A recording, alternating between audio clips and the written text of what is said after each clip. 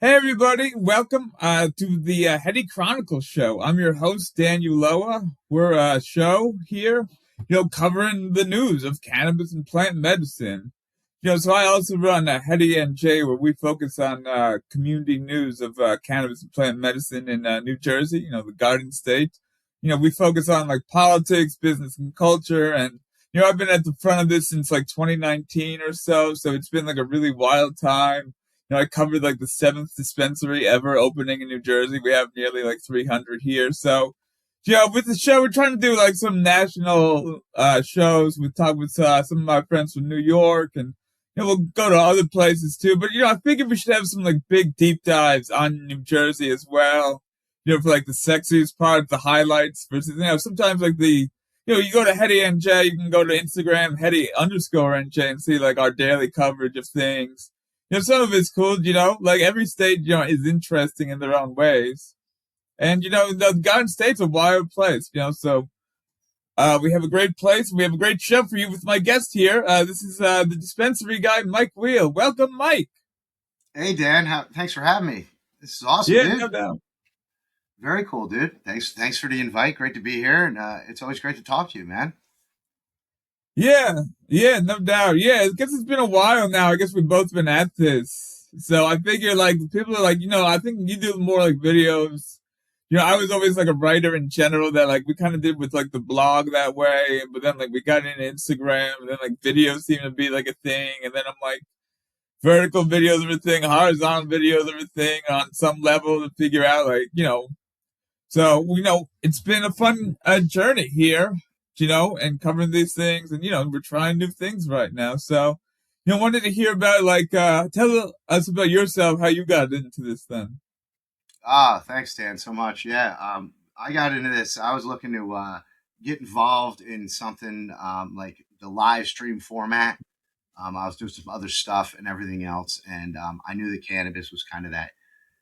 I felt like that sort of thing would fit nice into my region. I had some time to follow my passion, and I kind of dove into it. And I met you a couple few years ago, and I followed what you were doing, and read your articles and stuff like that, and we went along, and I just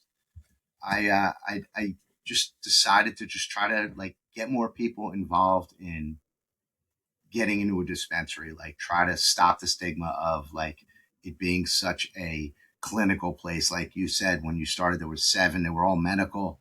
It was extremely, you had to make appointments to get in and blah, blah, blah. It was you know the drill.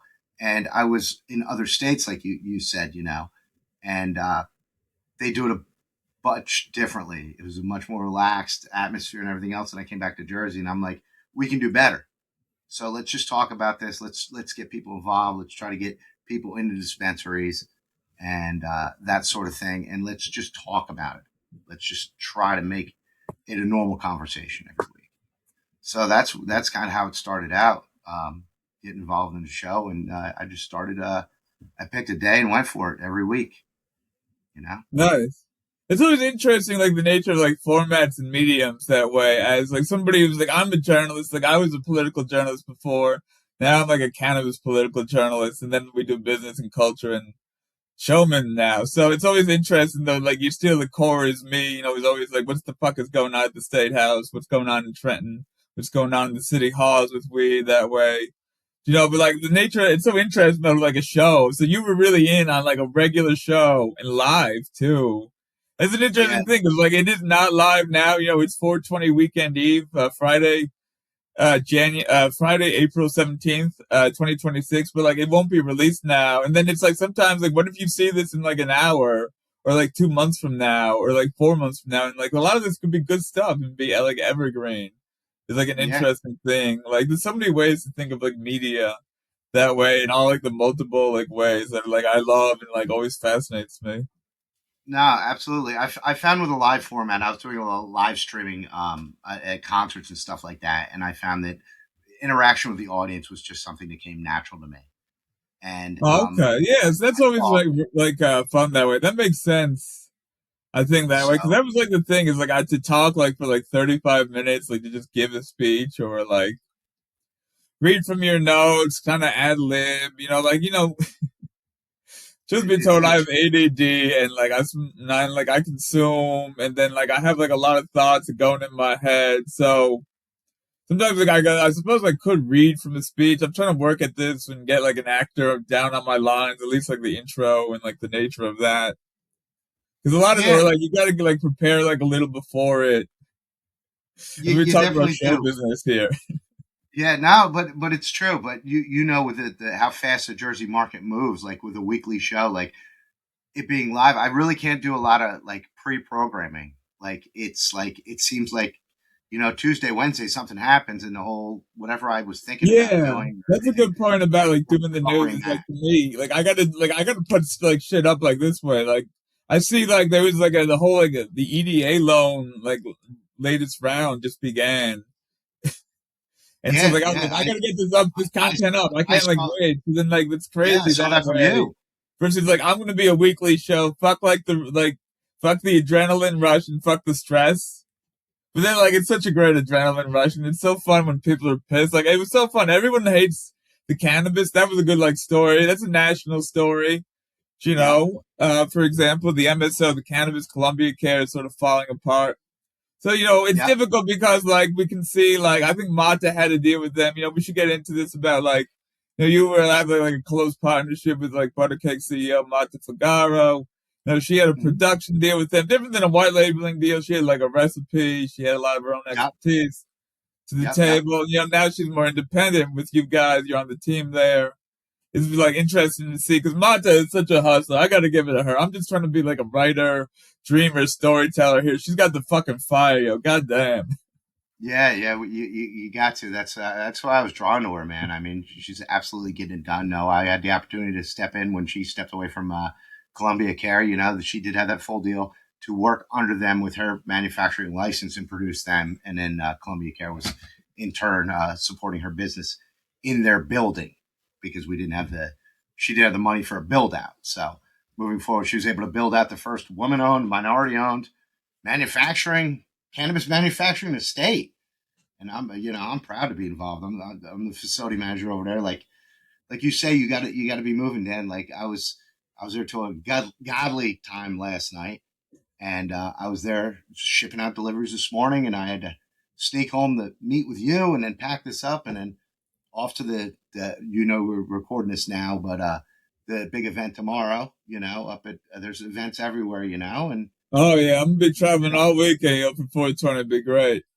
it's tough. You always got to be moving and doing all that sort of stuff. So, you know, it's interesting to be work in the cannabis field and also like have the show in the cannabis field. Like, you know what I mean? Like, Yeah, that's an interesting really thing that interesting. way. Because then, like, I have my other hustle.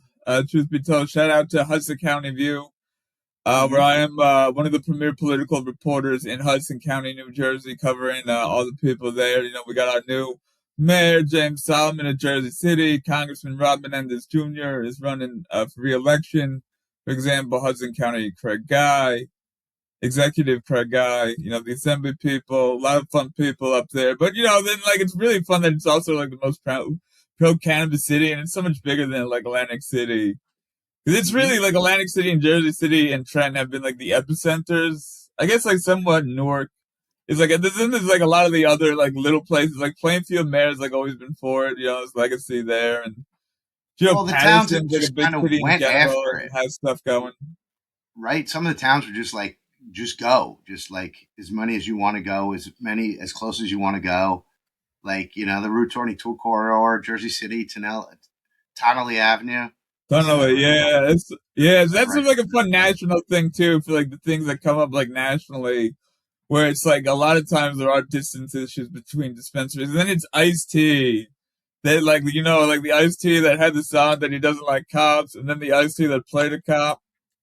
That sign right there, the one that was in their shop there. Yeah, Oh man, absolutely. you got a sign. Oh, I didn't know you could just like ravage the place. Or maybe you were nice. They were cool with that. I You had didn't a get a little sign. inside on that. Yes, no, somebody helped me out with that. But no, it's a crazy market, Dan, and you got to wear many hats. It seems, and everything else. And like you were talking about with like the video format in a weekly show, that's awesome. I love it, but you got to do so much every week to build.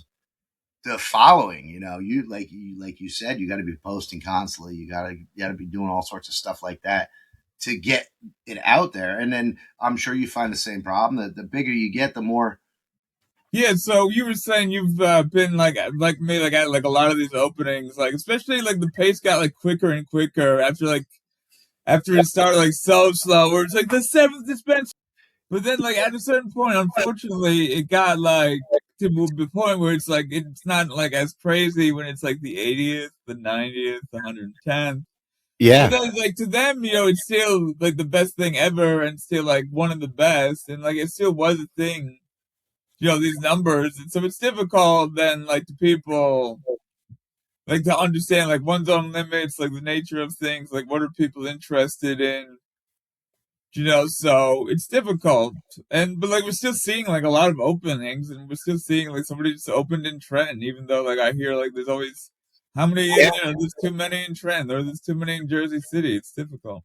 Well, that's the thing, Dan. It's like at Or this how many are there? How many are there supposed to be? The problem with that game is, I got to make this point, because the problem with that game is like we give it to the first few guys. It's usually the guys with the most means, who usually aren't like the little guy, the Rockies, like the black guys, the Hispanic guys, other minorities, women, vets, we've always like thought like should be like the people that benefited from this, like the early people that like rushed head along into like the gunfire and the stigma and the bat and like to the fight should be the ones that benefit. And it's difficult when it's often sometimes not the case. Some people fall by the wayside. They retire out of their own desires. Some people have their own issues. For like a lot of business people, it's difficult when you got to pivot. Sometimes you want to be a businessman. Maybe you work for a guy and you learn something for like a minute, and then you do your own thing, or you're just like with me, like trying to ride this wild bull as like a thing you do. That's it. I mean, you do whatever you can do every day. The thing I find is that traditional business does not apply to cannabis, and trying to explain that to, like, if you're like sitting in a boardroom of like finance guys and go, listen, that customer will do XYZ because he'll do XYZ, and whatever your model says before it, you have to throw it out the window because it's cannabis. And they're like, I don't understand it. Be like, we're loyal to a fault. We're like, rabidly, like, that's how the industry always is.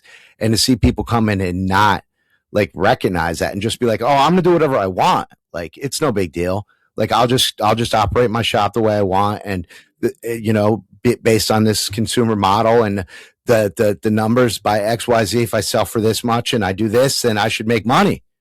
And then they don't. And they're like, I don't understand why nobody's coming in the store. Well, your bud tenders don't know anything. You have the wrong products on the shelf. You didn't listen to the right people because you don't know anything about it. Like a lot of these, to say like a lot of them are struggling, and like it is really hard to open dispensary, and everybody has so much overhead, and 280E is like a big issue. But then there is people who are like, you had like a lot of preconceived notions and you did not pivot.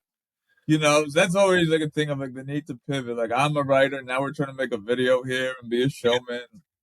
Yeah. And like it's difficult like a lot of times when you're like, oh, like especially like people that get like cocky and like, oh, I did this one thing, or I don't know. It's like a wild beast, cannabis, because it's like it kind of touches like so many areas of society as like its own thing. It's a health policy, it's a business policy, it's politics. In the state house, it's like wild protests, it's courts, laws, of course. They have like a store and like an industry and all like the facets of business and industry, trade shows, characters, $1 billion issues. $1 billion industry. And yeah, $1 billion industry. It's a lot of money. $1 billion industry, and we still operate in the gray 90% of the time. And it's like, the thing about life, man, is like I feel like that's how life works. Like, it's crazy, we can operate, but we can't use the banks. You can do this, but you can't. Wow.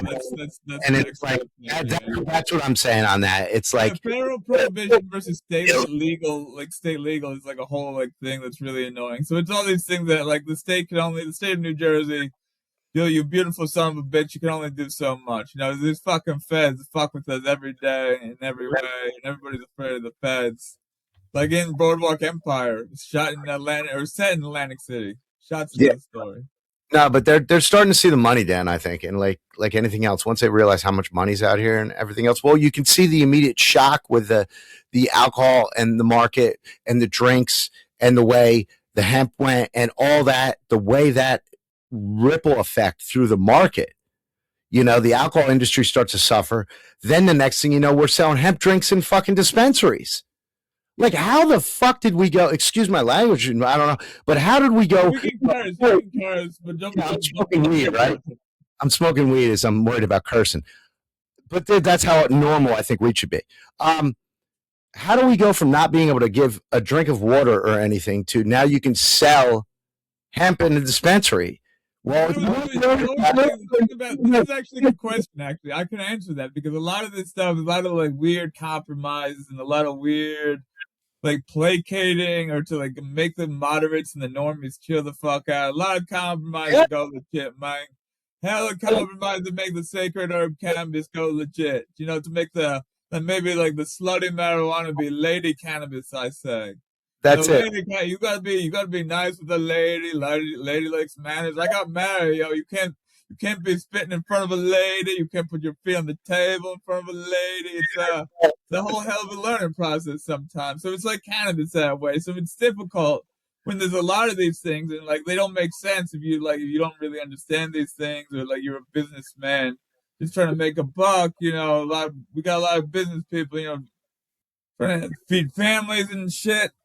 Yeah. You know, people want to do good stuff. You know, it's a whole hell of a thing, the nature of this wild ride.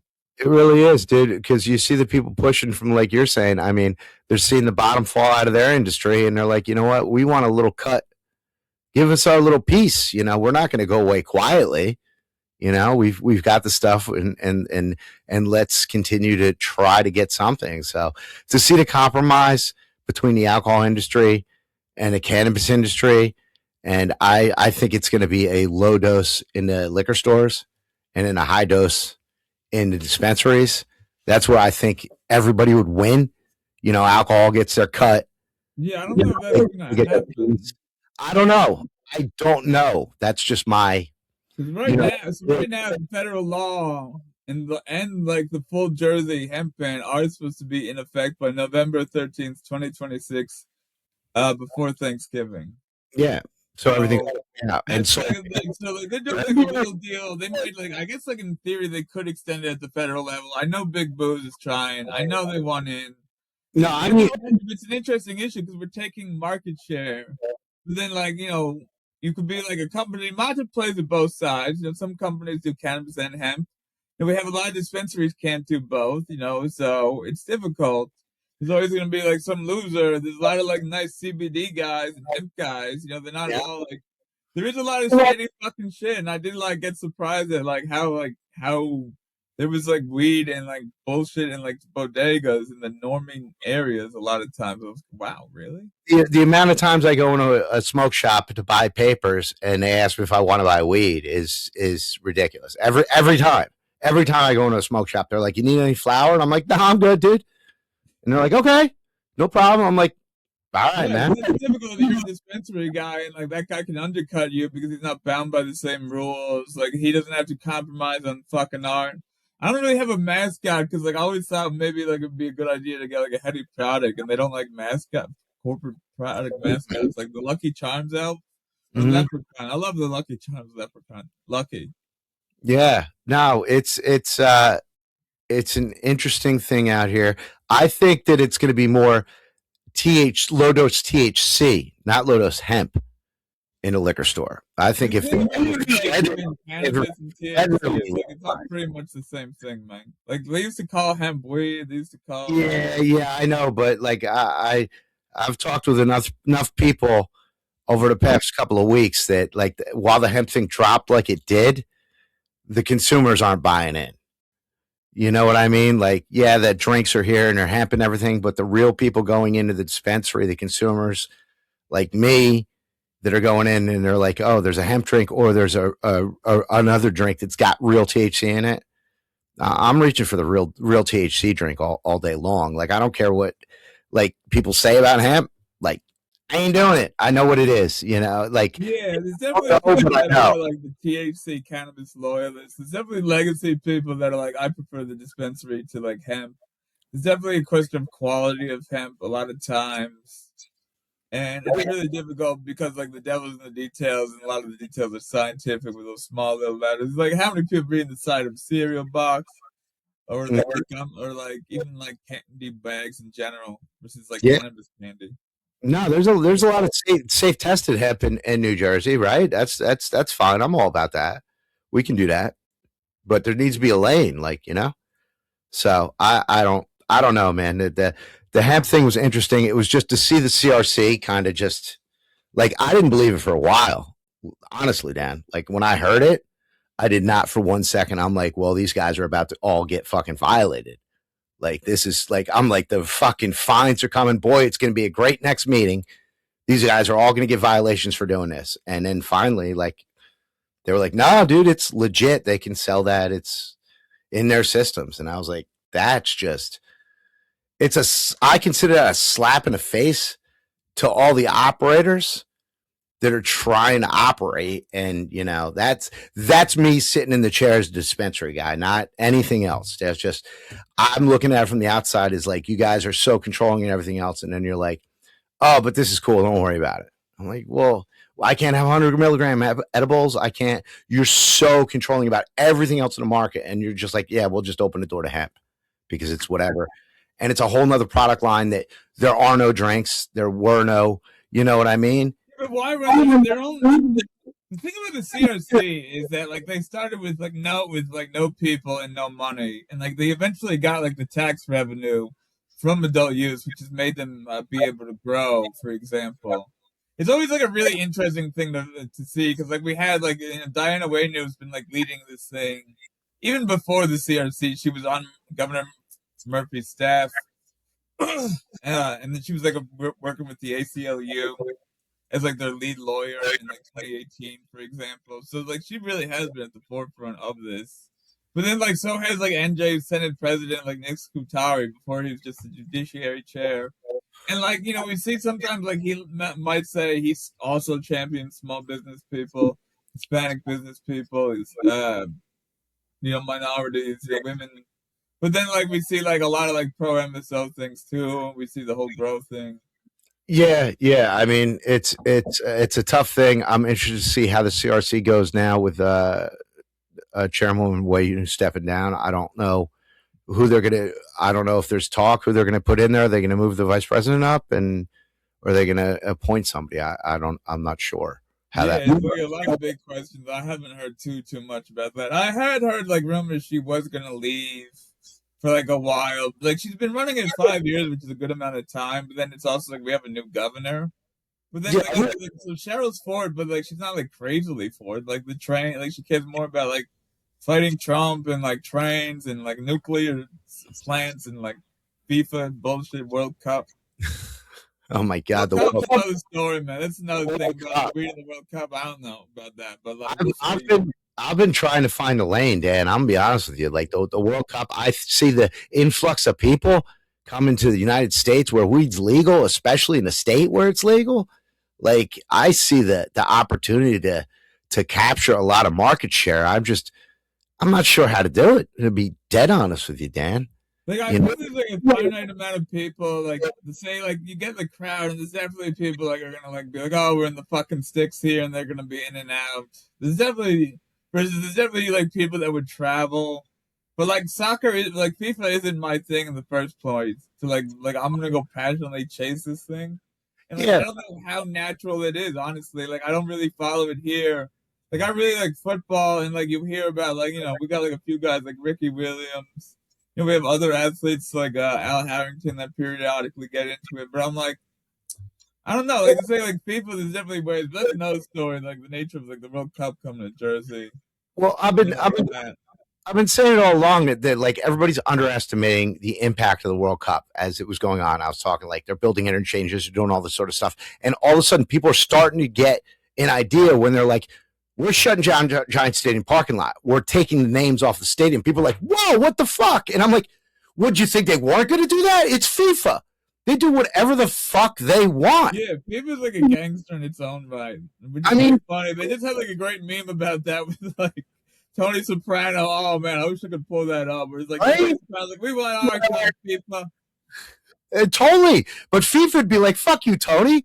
Like, pay us. So it's interesting to see. But like the people coming in, I don't know, like even like going to bars or like hotels or stuff like that, or event spaces with people and trying to expand to new customers and just that one time hit. I don't know. It's just the influx of money that's going to hit the area over a couple of weeks is just going to be it's going to be crazy. I don't know how it's going to play out. I know it's going to be a mess, but we'll see. We'll see, Dan. But yeah, let's talk about more like weird things. That's cool. Like, always interesting though, like the idea of comparing and contrasting like Jersey cannabis to other states. Yeah, I went to Massachusetts like a few times before like I really got into Heady while I was doing Heady early when. So then like I also went to Vermont where to say like we are kind of like Massachusetts. Vermont was interesting though because they really had like you were buying oats, like take some oats out of the oat canister. Yeah, right. Canister. Like out in Colorado, they do that shit too. Yeah. Just like do that and then put that in the bag and like, okay, this is like I guess how like things used to work like back in old timey ways. If you want your oats, yes, those Quaker oats, then you get like a box eventually, and then like a Quaker man.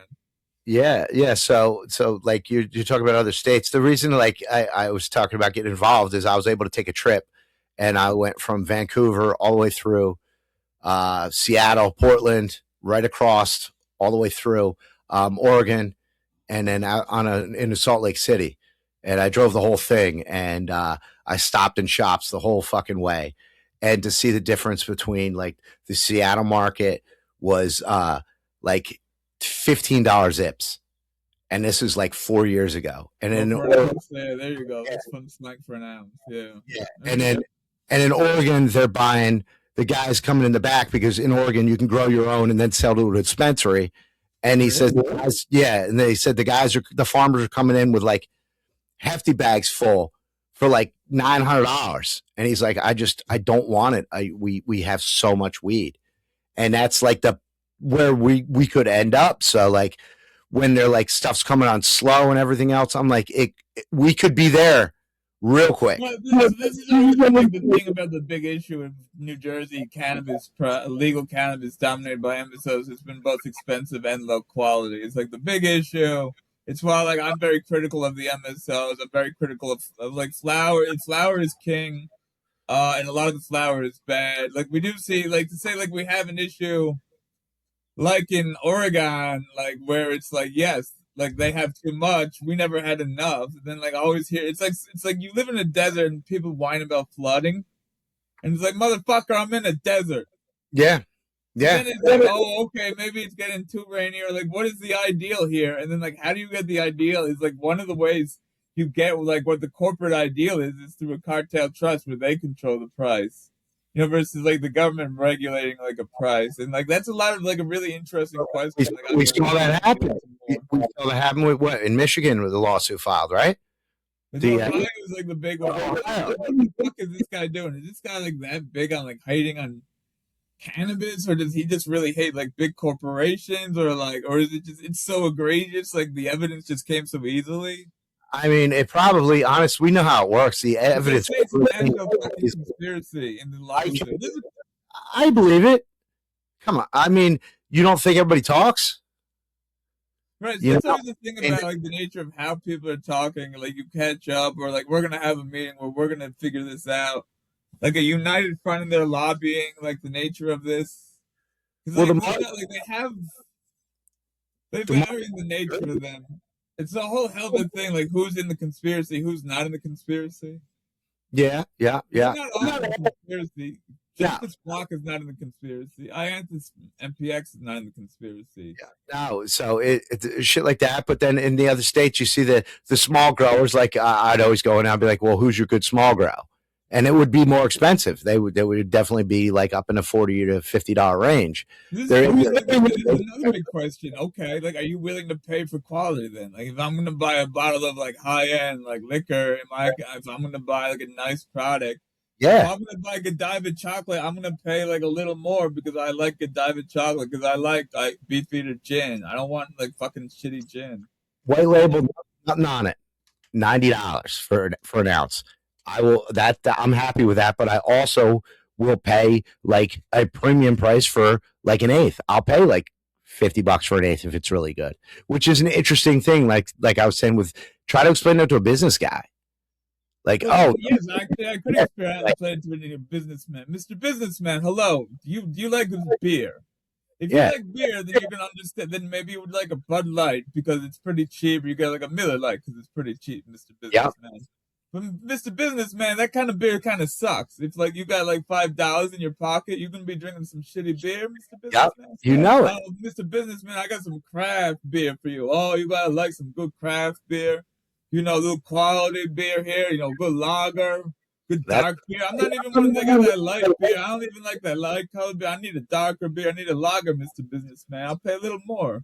yep. So it's like that, and then it's interesting because like Sam Adams was like one of the first craft, and then that got bought by a corporation.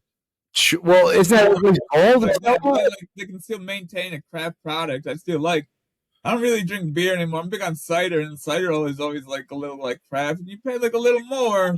So then you can market to bougie people, for example, maybe that works, but then you can do like the both. So it's always like the interesting thing about like weed is both like the sacred revolutionary medicine and then just like another fucking commodity sometimes. Yeah. It's another way to make a buck. Dude, Dan, I got home from work the other night and I looked at myself and I'm dressed like this in a fucking t-shirt and shorts. And I thought about what I did all day long and I was like, God damn, this is a good job to have. Like it was a long fucking day. It was hard, but like I'm so passionate about it. Like I didn't feel, you're tired and shit, but you ask a normal person just like if they don't feel about it, if they don't believe in it, it just doesn't, you don't get the same push. You really, Right. That's what you get with cannabis, with the whole industry. That's why it's what it is. It's so strong. Like even like when the high times came in, and you we could get into that. We could get into that. We get into like the passion of a businessman around an herb. There is definitely that passion, like definitely keeps like me going. And like I've had bad days with Heady. There's been like a good like 2 million times this whole thing almost fell apart. I almost quit, but here we are. You got to keep going. But to see the passion in New Jersey, that's what I mean. Like with High Times, it was just like they were like shocked at like how this community like responded to certain things and like the camaraderie and how knowledgeable everybody was and everything. It really. So this is like a whole big thing about like High Times Cannabis. High Times had fallen apart for forever. If you guys didn't know, it was a legendary magazine. It fell apart. This guy named Josh Kesselman, who's a businessman that owns Raw, bought the High Times, and now it's like we're bringing back the band together. We're trying to like get like hire the old staff. We're trying to like have these cups here. Yep. And then they're coming to Jersey, and they've never been to Jersey, even if the band was together in New York and California. So then it's an interesting thing to see like the nature of the rollout. I know there's been some controversy there. There's a lot of like there might be some blowback there. Like I do have like a bag in my thing. Do I not have like the judge thing? Because I did get a bag to be like an indica bag. So yeah, we'll see what happens with it. Like the nature of like how somebody rolls out and like talking and shit. We could spend a lot of time talking shit. We could spend a lot of time talking about like progress made too, and like a million fights, but then a good like, even if you at like 600,000 out of 400, if you lose 400 battles but win 600 battles, you're still ahead. Yeah. I think that's a good way to look at sometimes like business, and sometimes these things, and it's difficult like the nature of like High Times and like their idea of shit. My father used to have a saying in the construction trade. He used to say, if you're not losing 8 out of 10 jobs, you're not bidding high enough. So there's you really need like 2 jobs, and like then you got the money. It's always like the thing of like sales, and like a lot of things are like that. Yeah, it's an interesting thing, Dan. It's like High Times coming in, man. Like everyone knows them. like I appreciate the fact they're trying to get the band back together like that. And it's a tough thing. Like when I talk to people, they're like, high times, holy shit, fucking wow, dude, that's awesome. So that's cool, but it brings such a responsibility. Like you said, people coming into the state, like there's a responsibility to the market in general, and some people don't feel that way at all. It's just a money grab. And that, like, how do you fault people for trying to make money? Like, people, so it's like you're going to judge them based on that, based on your feelings and everything else. And then it's like, it's cannabis, right? That's cannabis in a nutshell. The thing about cannabis a lot of times where it's like these potheads and these sharks, and like sometimes like being among sharks makes a pothead more of like a shark. And sometimes you can make a shark more of like a pothead, but sometimes you really can't, And then like sometimes like I could just wear this bougie shirt doesn't mean you may, and like I have this nice office and watch and my ring, and like maybe I got caught twice and it sucked ass for me too. And like you don't have, maybe you don't have to fucking know that if you're a judgmental fucker in the blazer, But maybe I tell other people that appreciate a good herb and a good joint. Sometimes in the street, you blonde and telling jokes. It's fun, So that's always like the interesting range of cannabis. It is the swath of people.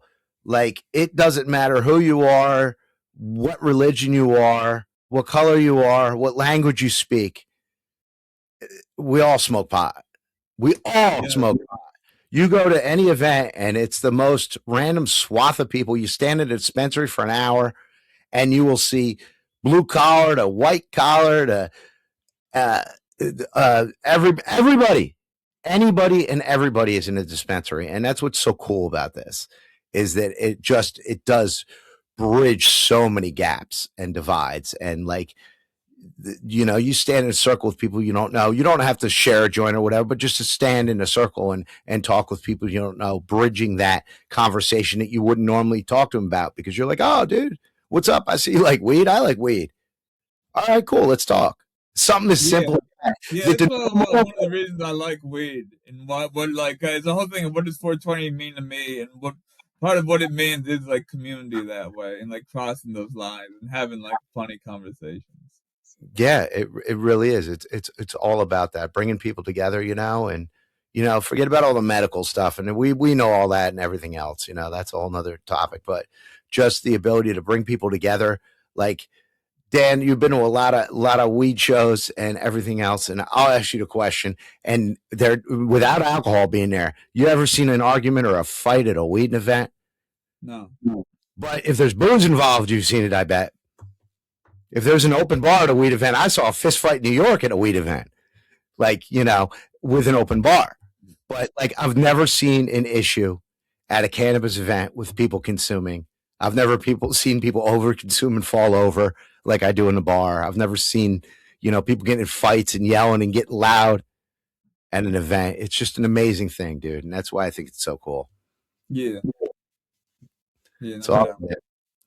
All right, man. I gotta skedaddle here.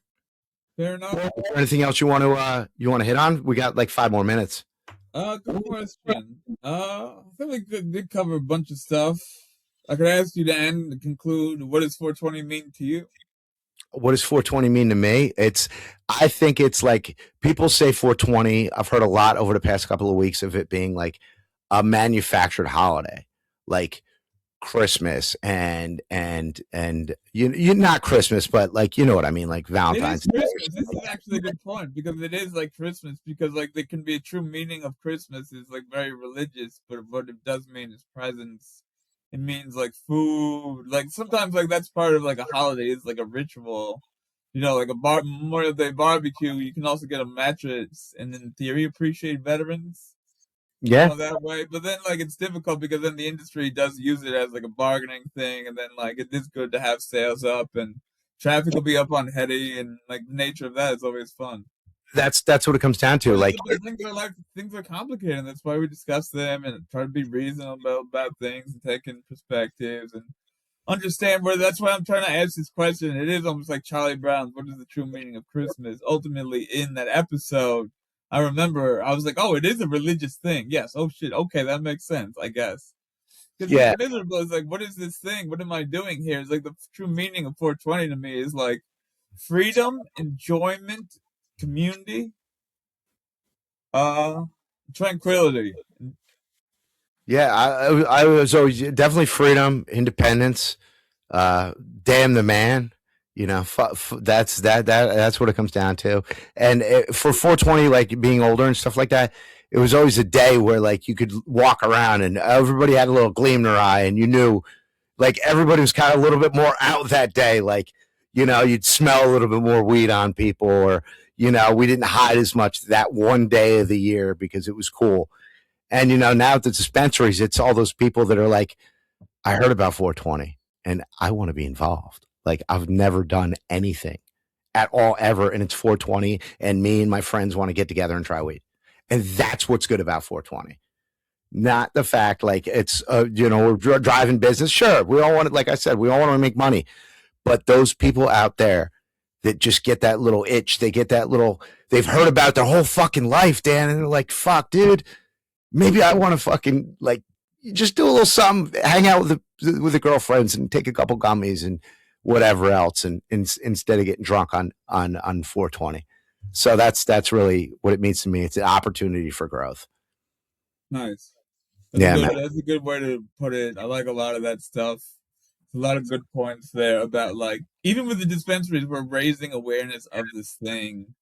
You know, because like it has been like a political protest. Like lefties, Stephen Cross does it in Trenton. Other people do it elsewhere. You know, people also like enjoy themselves. You know, smoking weed, and then like, yeah, you know, like in the new era, people be like, I'm gonna buy weed for the first time in a dispensary. It's like, okay, right. this is the new era we live in. You know, Think about how many people have never bought weed in their life. Never, ever bought weed in their life. this is always the thing about like the numbers of weed. Is like how many people ever smoke weed once, and versus like never smoked weed ever. How many people bought weed? How many people buy weed like every month, every 6 months? Like the nature of that. It's always interesting, like the demographics. Like it did pass by 67% in like New Jersey, and that's like really high.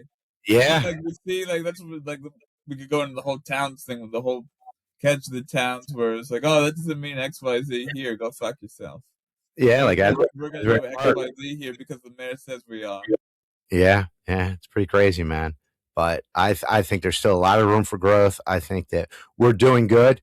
I think we can adopt some things from other states. We can learn a lot from other states, and Well, just we keep. can teach them about things too. You know, we still have some good dispensaries, and we have legal cannabis lounges. And I'm definitely going to one of them in Atlantic City this weekend. You know, like I say all the time, Dan, we're really close. And if you ask the people from other states, like BizCon coming up or Unpacked, ask some people from other states and how they feel about New Jersey, and you'll be shocked by the responses you get. Oh yeah, so that's always like a wonderful thing that this thing is completely perpetually falling apart. To other people, this is a fucking marvel. We are a fucking marvel to have this many black businessmen, Hispanic businessmen, fucking Mata. Like every win, like basically has added the fuck up. Like there's almost 300 dispensaries. My boy Chris, legacy to lift here. We got Heady in Jersey City. You know, we have like a lot of like great people. We have a lot of there's so many good stories. And like, sometimes like it's hard, but like I do want to highlight progress here, and we have made fucking progress. Like Alan O always wanted his own dispensary. Now he's open in Mattawan. We have Darren Chandler, Primo of Keyport. We have like a lot of these stories. Even Woflow is going to be this beautiful bank dispensary in Trenton. Sure. We had like a fucking lemon tree, and they showed us, and they never opened, but somebody took it over, and then at least now somebody's got it, and now there's a dispensary. You know, yeah, that's a local family born and raised in like generations that have decided to go into the cannabis game. Like those three shops together, it's an amazing thing. You know what I mean? To see that this area taking off cannabis is really, it's fucking crazy, dude. It's really, really good stuff to see all these independent operators out here, man. Getting it done. You know, we're doing good in Jersey. We really are. Yeah. So, all right, buddy. All right, awesome. Thank you very much, Mike, the Dispensary Guy, for being on the Heady Chronicle show. Dan, thank you so much. And remember to like and subscribe to Heady NJ. All right? Hit that like and follow, everybody. Have a great day. Take care. All right. Thanks so much, Dan. All good?